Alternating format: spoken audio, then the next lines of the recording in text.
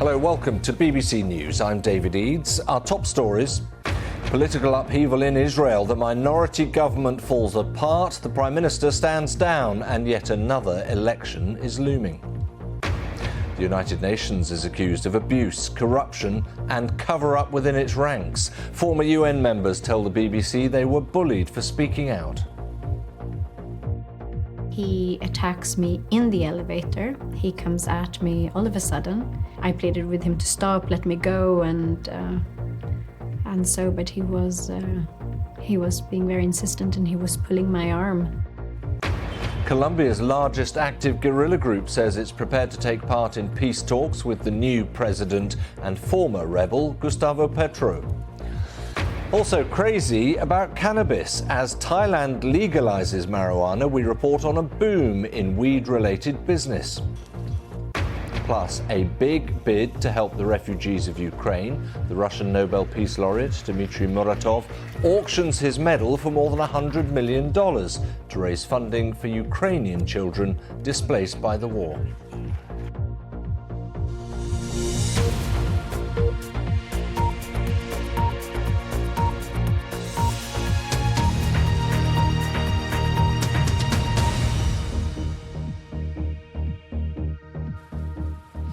Hello, thanks for joining us. Well, 5 general elections inside 4 years. That's where Israel's heading, as the current Prime Minister, Naftali Bennett, is to step down from his post, dissolve Parliament and trigger yet another election. In the meantime, the current Foreign Minister, Yair Lapid, who was due to share the Prime Ministerial post with Mr Bennett, will take temporary charge. Mr Bennett's been in the job for just over a year, but he's struggled to stabilise an increasingly fragile governing coalition. I held a series of talks with officials, and I realized that in 10 days, with the expiration of the West Bank regulations, Israel will experience serious security damages and legal chaos. We spared no efforts to galvanize whomever was needed to pass the regulations, but our efforts bore no fruit. Therefore, my friend, Foreign Minister Yair Lapid, and I decided to act together to dissolve Parliament and set an agreed-upon date for elections. Naftali Bennett there. Well, let's speak now to Dan Arbel, who's scholar in residence at the Center for Israeli Studies at the American University and is also a 25-year veteran of the Israeli Foreign Service, previously served as Deputy Chief of Mission at the Embassy of Israel in Washington, D.C. And thanks very much indeed for joining us, Dan. I guess anyone or anything but Netanyahu only lasts for so long then. Yeah, absolutely. It was a year in which this government did a lot of good things, but it faced internal challenges, and just at this point, they just couldn't go on any longer. They were managing an impossible situation, and I think that Lapid and Bennett did the right thing in seizing the bull by its horns and rather dictating what's going to happen next rather than being dictated. And you're right, the anti-Netanyahu camp cannot go just on being anti-Netanyahu, but this election, 5th in 3.5 years, will also, you won't be surprised to hear, will focus also on the anti-Netanyahu versus pro-Netanyahu camps. How much of a difference might it make that Yair Lapid takes the reins for a few months? I mean, they say a week's a long time in politics. He's got 3 or 4 months here. Yeah, absolutely. I think it will allow him to establish credibility, legitimacy. People will see him as a, legitimate candidate for prime minister, and I think it will only be a good thing for him and give him an advantage as he goes into this election.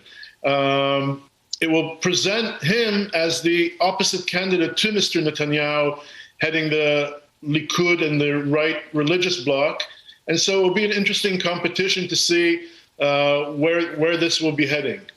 I suppose it's fair to say legitimacy for any government does depend to a degree on how many people come out and vote. As you pointed out, this is going to be the 5th election in the space of some 3.5 years. I imagine it's getting harder to expect Israelis to turn out again and again for a general election. Look, people are frustrated. Israelis are frustrated with the cost of living, with housing prices which are skyrocketing, with inflation, with just security issues.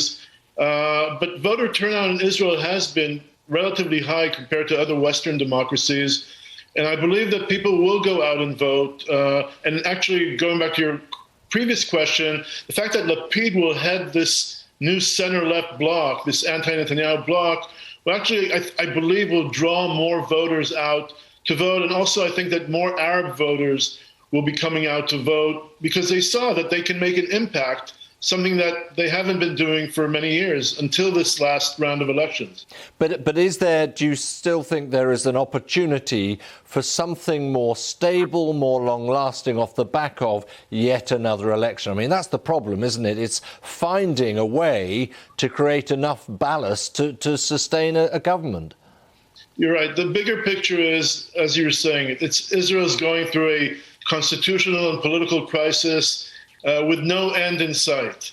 And the fact is that, the blocs are split, and polls show that no one has a clear, solid majority. So will these elections be able to break this cycle and bring to a coalition with a more solid majority?